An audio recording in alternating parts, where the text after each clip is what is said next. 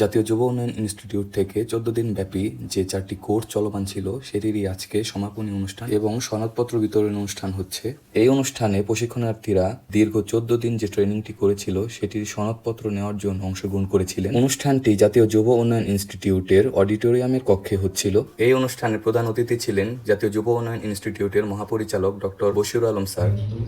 Multimedia design, small business and entrepreneurship development, youth leadership and organizational management, safe food production and food preservation বিষয়ক 4টি প্রশিক্ষণ কোর্সের সমাপনী ও সনদপত্র বিতরণ অনুষ্ঠানে মাননীয় প্রধান অতিথির আসন অলঙ্কৃত করেছেন অত্র প্রতিষ্ঠানের কর্ণধার গণপ্রজাতন্ত্রী বাংলাদেশ সরকারের সম্মানিত অতিরিক্ত সচিব ডক্টর মোহাম্মদ বশিরুল আলম, মহাপরিচালক, জাতীয় যুব উন্নয়ন ইনস্টিটিউট।